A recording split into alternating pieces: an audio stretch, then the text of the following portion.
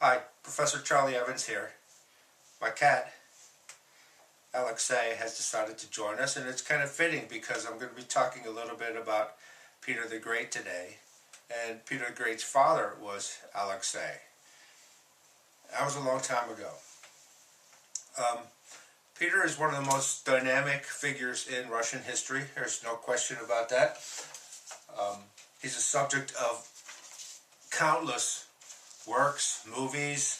I have here Peter the Great, Robert Massey's massive biography that was made into I think it was an NBC miniseries back in the 1990s sometime.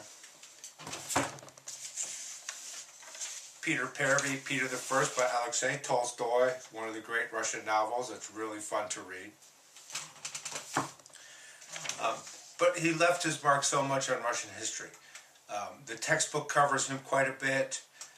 Actually, the Wikipedia page is pretty good if you want to look at that. I have my own remarks that I wrote up. But I'd just like to say a couple things. First of all, let's just get it out right from the very beginning. Died 1725. Born, let me check my notes here, 1672. You see my notes. These are the kind of notes that I write up for one of my videos. Born 1672, born to Alexei, one of a lot of kids. His father was married twice, first to Maria Miloslavskaya and then to Natalia Naryshkin. The fact that there were two marriages very much complicated Peter's early life, because that meant that there were two competing families for influence on the Tsar. And it was important to have that influence because that meant power and wealth and prestige. And so there were these competing families, this family situation early in Peter's life. And so when Peter's father died, there was a dispute over who should succeed him.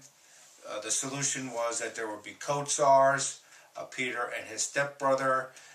The regency was his stepsister Sophia.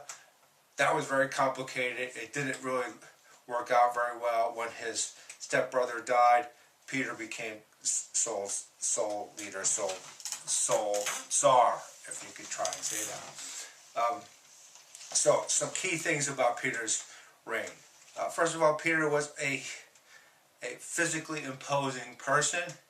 He was tall, he was strong, he was charismatic, and he embarked on his reform program with an effort to push Russia into the modern age, to modernize Russia, to make it a great European power. And the whole focus of all of Peter's reforms was making the Russian army, making the Russian Navy, which actually didn't exist before Peter, the Navy and Army so powerful that they could then proceed to expand Russian territory, primarily versus Sweden in the Baltic and versus the Ottoman Empire along the Black Sea. One of the most curious episodes in Peter the Great's reign was the Grand Embassy, which he undertook to Europe in 1697. And so you got to imagine that. Here's the ruler of a country, supposedly in disguise, touring European capitals. And not only touring European capitals, drinking heavily along the way, getting involved trying to learn things. For example, when he was in Holland, he worked as a shipbuilder for a number of months. He attended all kinds of different lectures. He wanted to see as much as he could about Europe so that he could contrast that with Russia and then proceed to try and bring what he saw in Europe back to Russia. And so you have all these curious things on the Grand Embassy because technically he was in disguise as a carpenter, Peter Mikhailov, but everybody knew he was the Tsar of Russia. And he was entertained by the leading kings and rulers in Europe at the time, but he was also in this kind of disguise, this carpenter's disguise. And so there's a curious episode I remember from reading where he's attending a dissection. It might have been in Holland, it might have been in France, but he's attending a dissection, an anatomy workshop, and he's watching as the human corpse is being cut open, and tradition, legend, whatever you have it, has it that he saw that some of his entourage was squeamish, and so that he bent over and chewed off a little piece of the corpse, and then made all his friends and followers do the same thing and everything. And that kind of like symbolized what Peter was trying to do. He was trying to like make sure that Russia could be great again, and to do that it had to break with the squeamish old ways of Muscovite Russia. And so the most important event of Peter's reign was, of course, the Great Northern War with Sweden, which lasted to 1721, when Russia was eventually victorious. The key outcome of that was eventually the founding of the city of St. Petersburg, which gave Russia a more convenient outlet to Europe, to trade with Europe, to communicate with Europe. Before the building of St. Petersburg, Russia traded with Europe through archangels and going around the Arctic Ocean and everything, a really circuitous route that was frozen over for a large part of the year. It was not convenient. St. Petersburg gave Russia a far more convenient communication route, trade route to Europe. Peter died in 1725.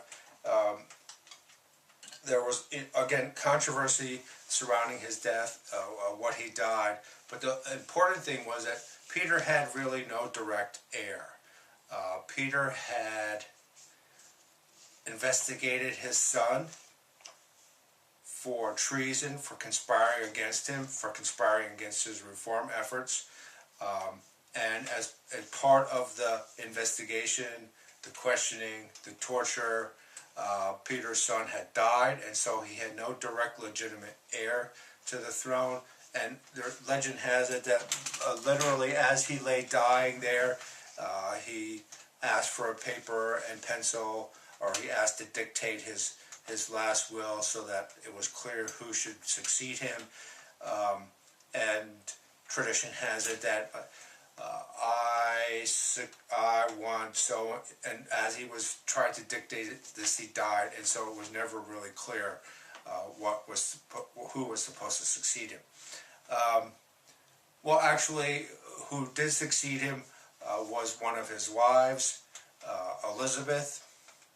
It was unclear whether she had any real title to the throne, any real right to the throne and everything, but Russia had the Russian nobility or Russian supporters of Peter felt that she was the best choice in the circumstances, and so Peter's reign came to an end. So, 1672, 1725, absolutely important period of time for Russian history, a period of time when Russia decisively began to break with its Muscovite past, its Muscovite customs, its Muscovite heritage, and began to embrace Europe, Western Europe more specifically.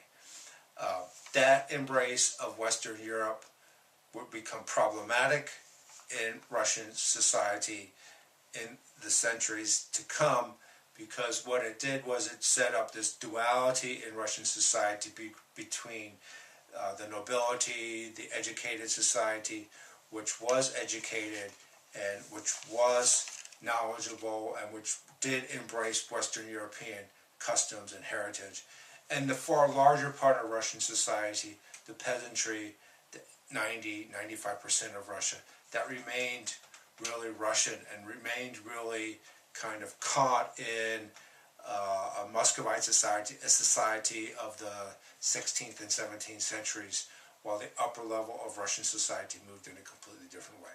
That would prove to be one of the ongoing legacies of the reign of Peter the Great. Okay, thanks. Bye.